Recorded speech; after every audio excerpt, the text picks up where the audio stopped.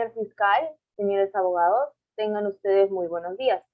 Siendo las 11 de la mañana del día 17 de junio del año 2021, doy inicio a la audiencia del requerimiento de prisión preventiva a cargo de mi persona, la jueza Rosario Angulo Albán, de la investigación preparatoria en audiencia contra los imputados A, B y C por el presunto delito de hurto agravado contra el sujeto D. El orden que se desarrollará esta audiencia es la siguiente. Contaremos con 3 rondas, en la que comenzará el señor fiscal, el señor Diego Montoya Gómez, y luego seguiremos con los abogados de la defensa, la señorita Leslie Vázquez Roncal y el señor Pedro Cruz Pinedo, respectivamente. Teniendo esto en claro, le cedo la palabra al señor fiscal. Puede comenzar, por favor. Buenos días, señorita jueza, y a los presentes en esta audiencia. Soy Diego Enrique Montoya Gómez, representante del Ministerio Público. En esta oportunidad, el Ministerio Público solicita a su despacho que funde el requerimiento de prisión preventiva en contra de los sujetos A, B y C por los siguientes fundamentos. En primer lugar, el Ministerio Público ha realizado investigaciones durante las diligencias preliminares, determinando la formalización de la investigación preparatoria en contra de los imputados ya mencionados. Siendo los hechos en materia de investigación el delito de hurto agravado realizado en el domicilio del agraviado, pues ante este acto delictivo es preciso mencionar que el agraviado, con recomendaciones de su hermano, contrató a el imputado A, para que trabaje en la construcción de 2 habitaciones en el tercer piso del domicilio. Siendo así que el 18 de octubre A pudo trabajar como albañil en compañía de 2 ayudantes, siendo estos B y C. Pasando los días, el 21 de octubre, los imputados, al percatarse que se encontraban solos en el inmueble, recurrieron a la sustracción de 20.000 nuevos soles, en los cuales se encontraba en el cajón de un ropero en el cuarto del señor D, del agraviado. Seguidamente se tiene información recopilada por la policía, la cual realizó una investigación en base a los delitos, al delito. Para empezar, el sujeto A compró un televisor LED de 52 pulgadas con el monto de 4.500 soles. El siguiente imputado, el sujeto B, adquirió una laptop valorizada en 2.999 soles y el sujeto C, según el agravado, le devolvió la parte del dinero que le correspondía producto del hurto. Ahora, señorita magistrada, se tiene como medios probatorios necesarios para que se demuestre la definida participación de los imputados, ya que si bien hizo una mención hace un momento de los productos electrónicos adquiridos por los 2 de los imputados, pues participaron en este punto, que se puede decir que estos fueron efectivamente cometieron dicho acto delictivo, puesto que el tercer acusado, el sujeto C, fue quien brindó la información. Y otra declaración a tomar en cuenta es la del agraviado, pues quiero que se tome en cuenta esta prueba, ya que se divide en 3 partes. En primer lugar, existe prueba preexistente de los 20.000 nuevos soles sustraídos, ya que el agraviado cuenta con una boleta de pago que se señala el cobro de sus beneficios sociales de la empresa que trabajaba. Y de esta manera se acredita la prueba que existe ese monto dinerario. En segundo lugar, el agraviado, al regresar a su domicilio el día que se cometió el acto delictivo, se percató que los sujetos A, B y C, que debían encontrarse laborando en su domicilio, y sin embargo no se encontraban, y además se retiraron del inmueble a las 3 de la tarde, según 3 videos que presentó el agraviado. De esta manera, los imputados no culminaron con su jornada laboral. Y en tercer lugar, las actas de reconocimiento fotográfico, en el cual se verifica a los imputados cuando se retiraban del domicilio de manera sospechosa. Y si me permite leer textualmente, señorita jueza, según Antonio Reina Flores en su libro Manual del Código Procesal Penal, en la página 104, señala lo siguiente: la constancia en la causa de un hecho que presenta los caracteres del delito referidos a su aspecto de objeto, lo que debe ser demostrado por los actos de investigación. En este caso, deben ofrecer plena seguridad sobre los actos aclarecidos.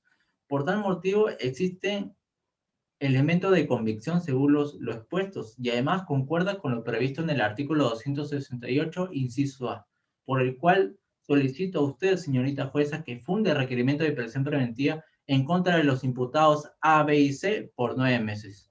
Gracias. Está bien, muchas gracias. Señorita abogada del sujeto A, le doy la palabra. Muchas gracias, señorita jueza. Mi nombre es Leslie Roncal Vázquez y vengo representando la defensa del señor A. Mi patrocinado desde el día 18 de octubre ingresó a trabajar como albañil al domicilio del señor D, quien lo contrató para que construya 2 habitaciones de ladrillo en el tercer piso de su vivienda. El trabajo iba a durar más o menos unas 4 semanas. Mi patrocinado fue recomendado por el hermano del dueño de la vivienda, el señor D. El señor acudió a trabajar con 2 ayudantes, que son el señor B y C. Según las investigaciones de la policía, mi patrocinado se había comprado un televisor LED de 52 pulgadas que le costó 4.500 soles. ¿Quién declaró esto? ¿Quién dio testimonio de esta compra? Ese testimonio fue dado por el señor C, quien supuestamente devolvió el dinero que le correspondió a él de lo sustraído en el hurto. Cierto es también que las empresas donde se realizaron dichas compras emitieron informes confirmando esto. Claramente innegable. Lo que es innegable es que se adjudique que dicha compra se realizó con dinero producto del hurto. En la declaración de la investigación preliminar, mi patrocinado indicó que el dinero que utilizó para la compra del televisor era un dinero que tuvo guardado durante mucho tiempo debajo de su colchón, producto de años de ahorro y esfuerzo. Como se pudo ver en las investigaciones, es cierto que el señor A tiene antecedentes penales por el delito de hurto y antecedentes policiales por el delito de hurto agravado y robo simple en 2 oportunidades cada una. La Fiscalía abrió la investigación preliminar contra mi patrocinado y demás sujetos por el delito de hurto agravado en base al artículo 185 del Código Penal, concordante con el artículo 186, incisos 2 y 5 del primer párrafo e inciso 1 del segundo párrafo, cuya pena privativa de libertad, en este caso, es no menor de 4 ni mayor de 8 años. El día 22 de noviembre, el fiscal, ante la jueza de la investigación preparatoria, presenta el requerimiento de prisión preventiva contra mi patrocinado y demás. Ok, la prisión preventiva es una medida coercitiva. Bajo ningún concepto puede ser utilizada como una pena anticipada. Esta medida es aplicada para la protección del proceso. Su legitimidad constitucional se cumple solo cuando se observen los principios de carácter transversal, de intervención indiciaria y de proporcionalidad, conforme a sus presupuestos y requisitos. El artículo 256 del Código Procesal Penal, en su inciso 3, indica que la restricción de un derecho fundamental solo tendrá lugar cuando fuera indispensable, en la medida y por el tiempo estrictamente necesario, para prevenir según los casos los riesgos de fuga, de ocultamiento de bienes o de insolvencia sobrevenida, así como para impedir la obstaculización de la averiguación de la verdad y evitar el peligro de reiteración delictiva. No entiendo en qué se basa la Fiscalía para querer establecer la pena privativa con mi patrocinado si hasta ahora, por su lado, el proceso no ha corrido ningún peligro, muy por el contrario, ha contribuido con las investigaciones, no siendo culpable de lo que se le adjudica. Eso es todo. Sí, muchas gracias. El señor abogado de los imputados tiene algo que decir. Buenos días, señora magistrada, abogada defensora, señor fiscal, con todo el respeto que se merecen. Soy Pedro Cruz. En este caso voy a defender al sujeto B y también al sujeto C, que en un inicio tenía un abogado de oficio, ¿no? Pero en este caso el abogado de oficio se cambió por mi persona. Dicho eso, señora magistrada, quiero señalar que el pedido de prisión preventiva que está haciendo el fiscal hacia mi cliente, bueno, hacia mis clientes, en este caso, es fuera de lugar por los siguientes alegatos que van a tener la documentación adecuada, ¿no? Documentación que respalda. Citando los hechos con las mismas palabras utilizadas en la formalización de la investigación, la misma que tengo aquí, la misma que fue enviada a su despacho, la misma que tiene el fiscal en sus manos. Mis clientes, para resumir los hechos, fueron contratados para la construcción de 2 habitaciones en el tercer piso del domicilio del agraviado, ¿no? Cabe recalcar que mis clientes han actuado siempre de buena fe, en todo momento respetando el contrato, sin afectar el patrimonio del agraviado, en este caso de la persona que les ha contratado.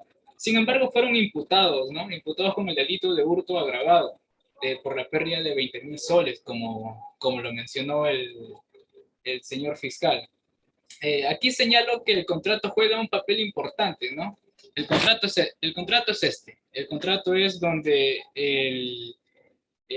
mis clientes establecieron una serie de pautas que tenían que cumplir, respetando lo que el señor contratista les establecía, ¿no? En primer lugar, no hay testigo que acredite que esta persona ha tenido en su domicilio 20.000 soles, ¿no? Lo único que se tiene como prueba es su mero testimonio, su único testimonio. O sea, no hay testigo alguno. Nadie más ha presenciado que esta persona ha llevado y ha ido a su casa con esta cantidad de dinero. Ahora, si agarramos el propio testimonio hecho por la policía, se menciona que el sujeto A compra una tele, ¿no? De 4.500 y el sujeto B compra una laptop para su hija de 2.999 soles. Si sumamos esos dos precios, se llega a obtener una cantidad de 7.499 soles, ¿no? Es aquí donde viene la pregunta. ¿Qué pasó con el otro dinero, no? ¿Qué pasó con el resto?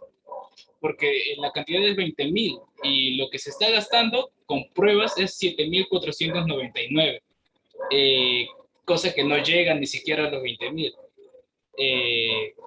La propia investigación de la policía señala también que mi cliente, en este caso mi otro cliente, el sujeto C, él devuelve su parte que le correspondía ganar, ¿no? Entonces ahí también se genera otra duda, ¿no? Otra pregunta. ¿De dónde saca esa conclusión la policía? ¿No? O sea, porque no detallan en la investigación, ¿no? Que el sujeto C fue y detalló cómo entregó exactamente el dinero. No hay una parte que se especifica nada de esos datos de ahí. Entonces ahí se supone que si no está nada especificado es porque la policía tal vez no sabe lo que está sucediendo, no sabe cuál es el monto exacto que se ha perdido o no están seguros de lo que está sucediendo en el caso, ¿no? No tienen ninguna idea de lo que está ocurriendo con el resto del monto. Sin embargo, es correcto aclarar que mi cliente C, informó que el sujeto A y B habían comprado una tele y una laptop respectivamente. Pero esto se hizo durante un momento de euforia, ¿no? Cuando estaba hablando con el contratista, un momento, digámoslo, a la criolla entre patas, ¿no? Una conversación que se da así nomás. Así que agarrar este tema y utilizarlo como base para pedir una prisión preventiva es algo ilógico. Actualmente mis clientes cuentan con el principio de presunción a la inocencia, que es un derecho que está establecido en la Constitución, exactamente en el artículo 2, en el inciso 24, literal E, que el cual el señor fiscal viene violando, ¿no? Viene violando con todo el respeto que se merece, ya que solo tiene elementos de convicción en materia meramente circunstancial, o sea, no hay ninguna prueba objetiva, una prueba concisa, no hay nada concreto en realidad. No prueban absolutamente nada, ¿no? Solo se observa que mis clientes son personas libres, son inocentes, que simplemente han tenido el error de estar en el momento y lugar equívocos en un momento establecido, ¿no? La presunción de la inocencia también viene amparada, ¿no? Y estipulada en la Declaración Universal de los Derechos Humanos en su artículo 11.1, ¿no? Que nos dice que toda persona acusada de un delito tiene derecho a que se presuma su inocencia hasta que se pruebe lo contrario. La prisión preventiva, por otro lado, en la sentencia 1091 de 2012, se establece que también tiene que cumplir una serie de principios, ¿no? Que los tiene que respetar. Estos ya son provisionalidad, excepcionabilidad, razonabilidad. Si bien algunos se cumplen, eso sí lo remarco, algunos se cumplen, pero no se examinan de la forma adecuada, ¿no? En el sistema que debe ser en realidad. Es más, señora magistrada, ¿qué nos hace pensar que el sujeto D, que es el agraviado, no perdió su dinero en la calle? Ya que no hay testigo, que no nos... si no hay testigo, también podríamos decir que el sujeto D agarró su dinero y en un descuido salió a la calle con el fajo de los billetes en su bolsillo o en cualquier parte del cuerpo y tal vez se le cayó en la calle, ¿no? Eh, porque, porque como le comento, ah, si, bueno, lo siguiente, si bien es cierto que puede tener la boleta de pago, como mencionó el fiscal, una boleta de pago que respalda que esta persona fue dueña de 20,000 soles, el único testimonio del dinero, de la existencia de este supuesto agraviado, digo supuesto porque no sabemos si lo que nos está diciendo es verdad o mentira, porque también puede que sea una historia creada por este dueño, ¿no? Que es el único testigo, lastimosamente, porque ni siquiera tiene una coartada, ¿no? Es algo raro. Y lo que sostiene la investigación preparatoria, y puede verificarlo, señora magistrada, la, la investigación que está realizando el fiscal, es un poco ambigua, ¿no? Tiene un poco de espacios vacíos que no han sido detallados y explicados con los fundamentos adecuados. Eso es todo, señora magistrada. Bien, muchas gracias. Gracias. Ahora que cada uno ha dado sus argumentos, vamos a pasar a la segunda ronda. Señor fiscal, puede empezar. Gracias, señorita jueza. Para empezar, la defensa expresa que lo expuesto son solo una boleta de pago por una compra de su patrocinado que ha realizado con el dinero de un monto específico, que era ahorro que eran de varios años. Y hasta ese punto no presenta ninguna complicación ni un conflicto. Pero en mención la boleta emitida por la tienda Ripley y se especifica la fecha en la cual se adquirió el producto por parte del imputado. Y esto es que causa mayor interés, ya que dicha compra se realizó posteriormente al supuesto acto delictivo ya realizado. Sé que esto no justifica en su totalidad si fue responsable, pero si se realiza una mayor investigación y análisis referente a ello, se podrá esclarecer los hechos. Ahora quisiera referirme al video que se ha tenido como medio probatorio, ya que claramente, como menciona la defensa, no se muestra a los imputados en el momento que supuestamente él cometió el acto delictivo, siendo que solo cuando ellos salen del domicilio. Pero es relevante que se tenga en cuenta este medio probatorio, ya que en base a la declaración del agraviado, expresó que ese mismo día que ocurrieron los hechos y los trabajadores de la construcción se encontraban solos en el inmueble, según el video se visualiza la salida de los 3 imputados a las 3 de la tarde. Y en relación a ello, hay una prueba válida de la existencia de ese monto dinerario, ya que cuenta con una boleta de pago en la cual se señala el cobro de sus beneficios sociales de la empresa donde trabajaba anteriormente. Y de esta manera se acredita su previa existencia, obviamente. Y por otro lado, al referirme del acto delictivo efectuado presuntamente, es preciso señalar el artículo 23 del Código Penal, que hace referencia que todos los partícipes del delito son sometidos a la misma pena.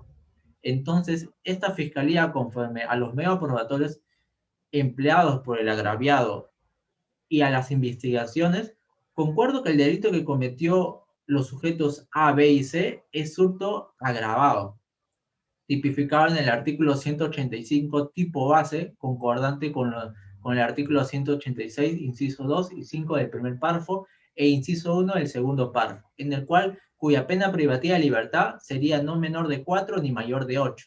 Ahora, ¿por qué menciono esto, señorita jueza? Porque se estaría cumpliendo el artículo del 268, inciso B del Código Procesal Penal. Además, el sujeto A tiene antecedentes penales por hurto y policiales por hurto agravado, robo simple, y el sujeto C tiene antecedentes penales por hurto agravado. No cabe duda que estos imputados están en un tercio intermedio, superior e incluso por reincidencia. Adicionalmente, se cumple el inciso C del 268 del Código Procesal Penal, ya que podría ocasionar peligro de obstaculización de fuga o obstaculización, ya que si me permite leer textualmente, señorita jueza, según José Antonio Reira Flores, en su libro Manual del Código Procesal Penal, en la página 106, señala lo siguiente. Los criterios para determinar cuando hay una perturbación probatoria son destruir, modificar, ocultar, suprimir o falsificar fuentes de prueba, influir para la computación de testigos o peritos que informan faltas, comprometen de manera desleal o reincidente en una instrucción de otro realizar tales comportamientos. Entonces, si se demuestra que las conversaciones vía WhatsApp son verdaderas, se demuestra el peligro de obstaculización. Por estos fundamentos, señorita jueza, reitero mi requerimiento de prisión preventiva por 9 meses en contra de los imputados ya mencionados. Y respondiendo al fiscal, respondiendo al abogado del sujeto B y C, cuando dice que supuestamente puede ser una falacia, tiene medios probatorios. Ya le mencioné que hay una boleta de pago. Y además, esos imputados actuaron sospechosamente y reiteradamente no fueron a trabajar. Luego que tuvieron el dinero, que sustrajeron el dinero, ya no vinieron a trabajar más. ¿Será una casualidad eso? Gracias. Continúe, señorita abogada. Ok, gracias. La fiscalía indica que sustrajeron del ropero ubicado en el dormitorio del sujeto D la suma de 20.000 soles que tenía guardada en un cajón con llave de dicho mueble. Desconociéndose cómo es que pudieron abrir el cajón y cómo es que estaban en el cuarto si tenían que construir en el tercer piso 2 cuartos adicionales, ¿no?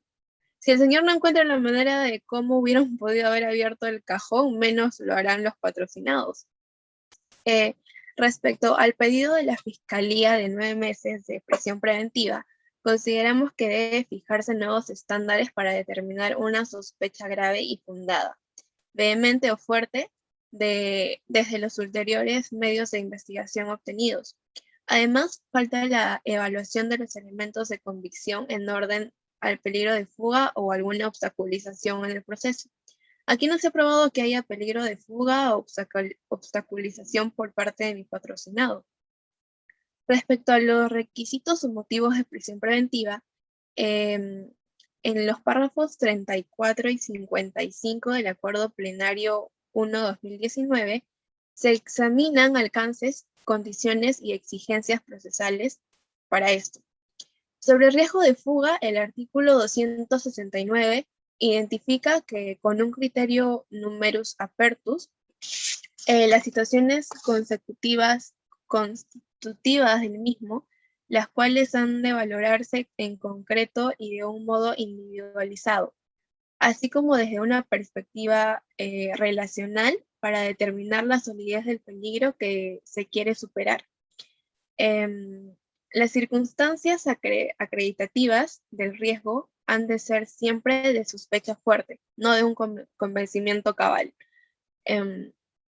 Como ya transcurrió un tiempo entre el inicio de las investigaciones y el requerimiento de prisión preventiva, desde luego la situación de gravedad de la pena previsible no es suficiente.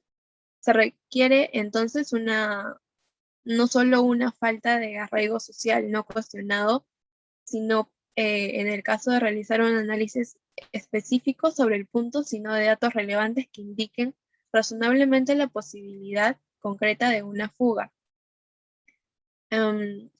Si se trata de una integración en una organización criminal, como indica el acuerdo plenario, es de rigor valorar si ésta permanece activa, con qué recursos cuenta, el número de integrantes, etc. Acerca del peligro de obstaculización o entorpecimiento del proceso, el artículo 170 del Código Procesal Penal determina que un criterio enumerativo no taxativo las situaciones constitutivas del mismo que siempre requieren del imputado conductas activas, tanto directa o indirectamente, sobre los órganos y las fuentes de prueba, que demuestren cómo el proceso será perjudicado por la conducta del imputado. A ello se denomina peligro efectivo. Con esto se busca evitar que el imputado aparte por cualquier vía medios de investigación o de pruebas decisivas para el resultado del proceso, que efectúe actos de destrucción probatoria en sentido amplio. Esto no se está dando. Eso es todo, señorita jueza. Sí, muchas gracias. Le cedo la palabra al señor abogado. Gracias, señora magistrada. Mi cliente, el sujeto C, en una parte de las investigaciones que están plasmadas en escrito, hace mención que había hablado con el fiscal porque este le estaba interrogando de por qué el sujeto B le había llamado para amenazarle de muerte al sujeto C, ¿no? Eh, Cabe mencionar que el sujeto B, que también es mi cliente, no tiene antecedentes, así que es imposible que haya realizado una acción similar, ¿no? Una acción parecida. Estadísticamente hablando, es poco probable. Lo que mi cliente C, el sujeto C, lo que me dijo fue que esta declaración que le hizo al fiscal que el sujeto B le había llamado para amenazarlo de muerte era totalmente falsa, ya que como se encontraba en una situación que tenía como conflicto un delito penal que más está claro por decir que si se encuentran culpables van a ir a la cárcel, pues el más probable de ir a la cárcel era mi cliente, ¿no? El sujeto C, ya que este tenía 3 antecedentes penales. Y el menos probable era el sujeto B, así que esta historia que me comentó dijo que era totalmente falsa, que solamente por el miedo, por el temor, por la presión que tenía el fiscal sobre él, la tuvo que decir para poder redireccionar, ¿no? la acusación a otra persona. Por otro lado, además, el abogado, cuando un acusado tiene un abogado de oficio, sabemos que los abogados de oficio muchas veces no están tan interesados en defender a su cliente, ¿no? Al imputado, ya sea por su bienestar, e incluso a veces omiten alternativas que pueden darles como solución a los imputados para que puedan salir de la situación en la que están. Es por esto que mi cliente también reaccionó así, ¿no? Ya que como no sabía, trató de salvarse solo, prácticamente. Por cuanto a los sucesos captados en cámara que mencionaba el fiscal, donde se ve que mis clientes salen y entran, salen y entran, salen y entran, en un inicio mencioné que había un contrato, ¿no? Un contrato en el que se plasmaba cuál era el horario de las personas que ingresaban a trabajar, ¿no? Con el contratista se quedó en un horario que trabajaban hasta las 3 de la tarde. En una parte de la investigación, aquí hago paréntesis, porque en una parte de la investigación, la policía dice lo siguiente, y con su venia, permítame leerlo, dicen que de acuerdo a las investigaciones, los sujetos A, B y C sorpresivamente dejaron de trabajar a las 3 de la tarde del día de los hechos, cuando habitualmente se iban siempre alrededor de las 6 de la tarde.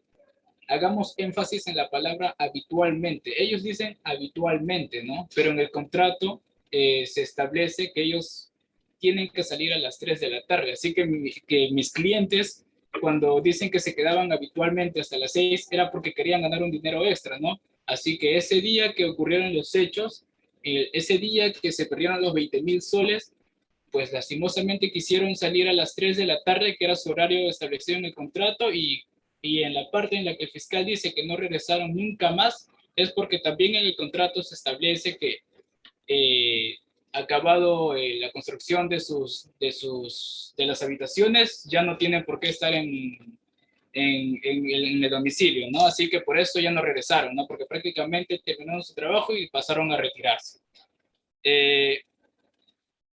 los elementos de convicción presentados no tienen suficiente prueba, por decirlo así, ¿no? Para tomarse como base para un pedido de prisión preventiva. Aumento esto también que el tiempo, hablar del tiempo probable de pena que están, que están establecidos en el artículo 185, que va de la mano con el artículo 186 del Código Penal.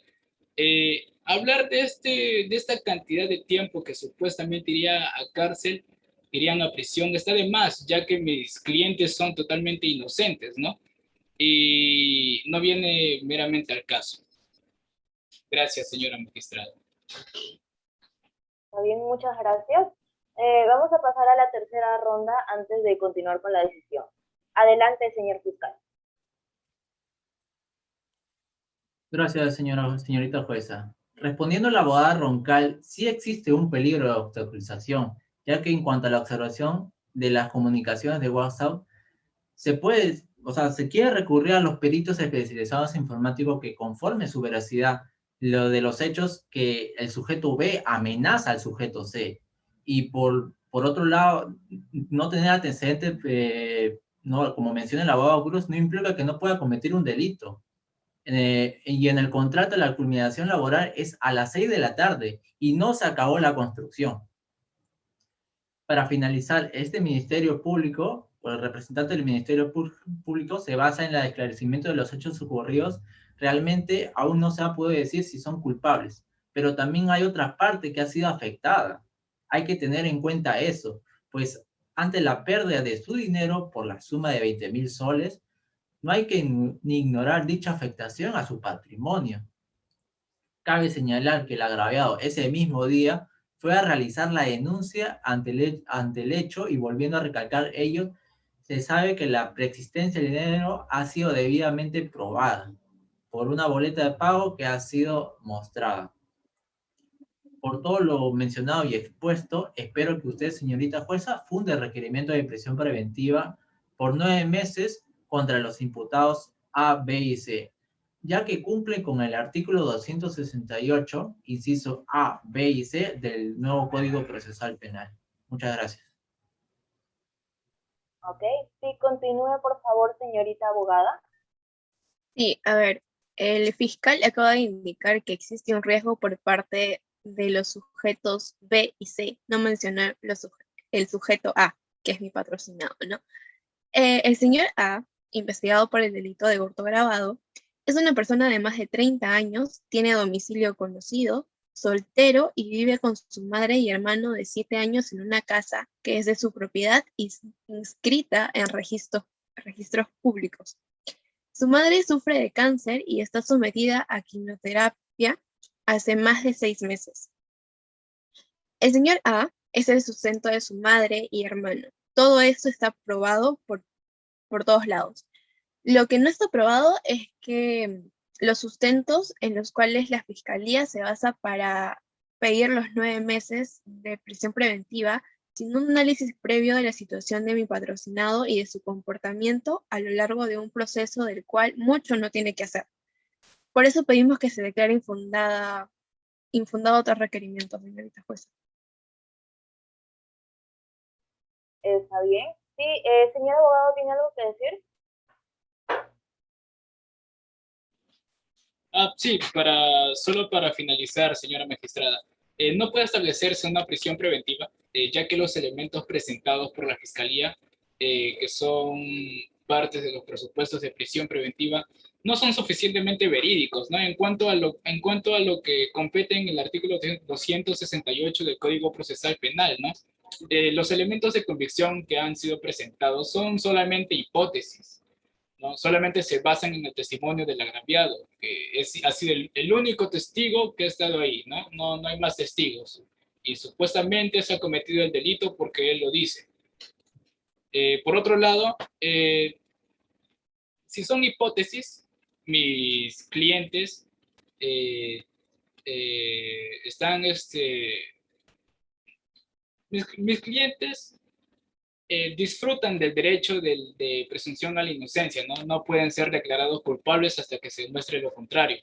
Así que por esto tampoco pueden ser ya tampoco por esto se le puede establecer un monto de un año, la cantidad de años establecidos que sería una pena probable, ¿no? Y por otro lado, para finalizar, cuando el fiscal hace mención del peligro procesal, es algo imposible que se podría dar.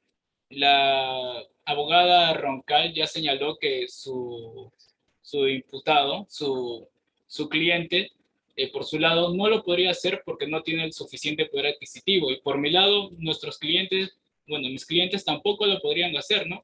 No creo que se vayan a ir nadando, ¿no? Volando, ¿no? Caminando, cruzando el océano para llegar a otro país y escaparse, ¿no? Es algo imposible porque no tienen la suficiente economía.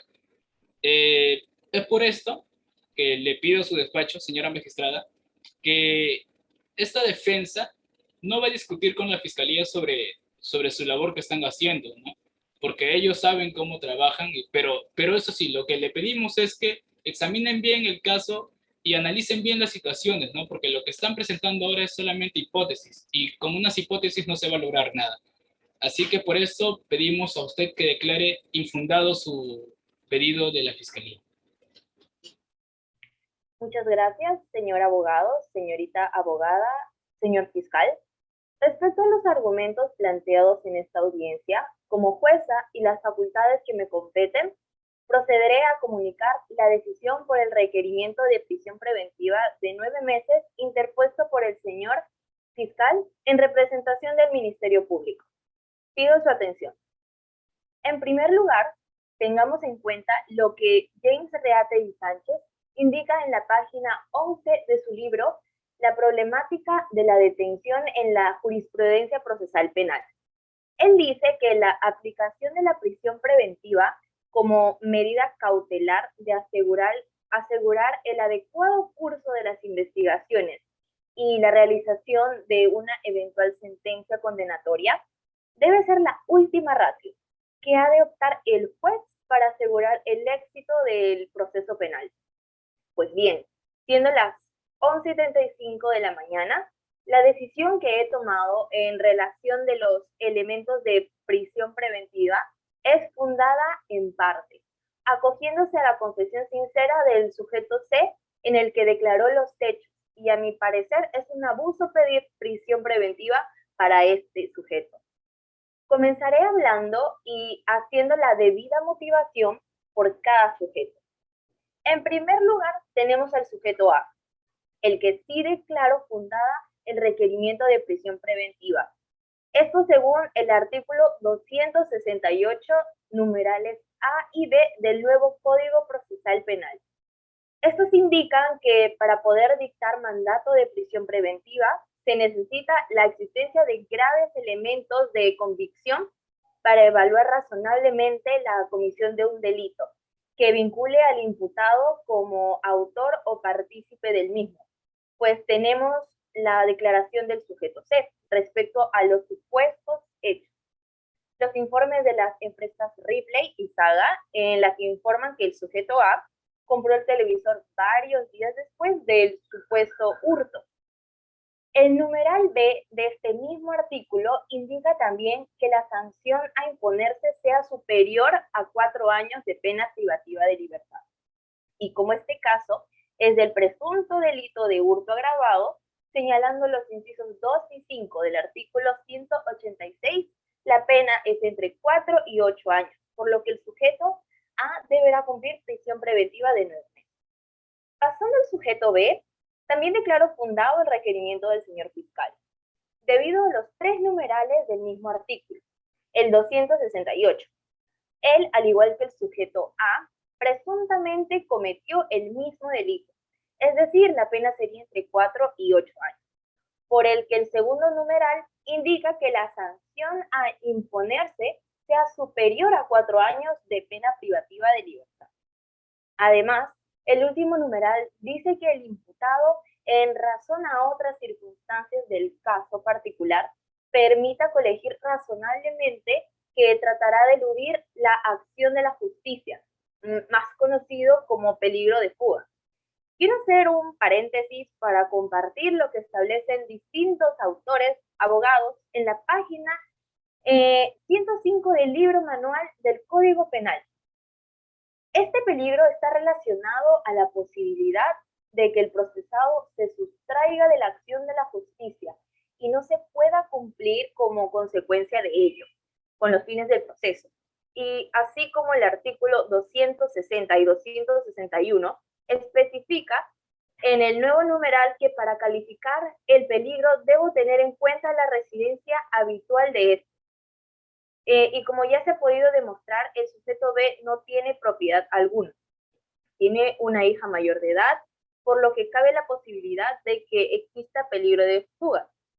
No, disculpe, el artículo 269, ¿no? Según el primer numeral del mismo artículo, debe existir graves elementos de convicción para estimar razonablemente la comisión de un delito que vincule al imputado como autor o partícipe del mismo. Este sería la amenaza hacia el sujeto C, por su confesión, que también se ha presentado pruebas respecto a ello.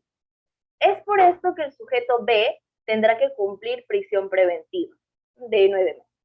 Ahora prosigamos con el sujeto C, en el que, a diferencia de los sujetos A y B, declaró infundada el requerimiento de prisión preventiva interpuesto por el señor fiscal. Para esto tomo referencia a los artículos 160 y 161 del nuevo Código Procesal Penal, el que se prescribe acerca de la confesión sincera. El sujeto C confesó antes que se llevara a cabo las investigaciones, en el momento que se le citó, admitiendo la comisión del hecho punible. Esta declaración cumple con los 4 requisitos para que sea válida según el artículo 160. Al cumplirse estos 4 requisitos, se puede disminuir la pena hasta la tercera parte del mínimo legal. El mínimo legal del supuesto delito es de 4 años. Y como bien hemos estado comentando, este es el tiempo límite para que se pueda dictar prisión preventiva. Agregando así lo que James Reategui Sánchez dice en la página 58 de su libro, La problemática de la detención de la jurisprudencia procesal penal, en el que la ley sigue manteniendo la idea de que solo procederá la prisión preventiva para delitos que llevan como pena la privación de libertad. No, la reparación espontánea que hubiera hecho el daño y la confesión sincera antes de haber sido descubierto. Y esto es lo que brinda el sujeto C, por el que el sujeto no cumplirá la prisión preventiva de 9 meses interpuesto por el señor fiscal. Ahora pregunto a los presentes, ¿están conformes?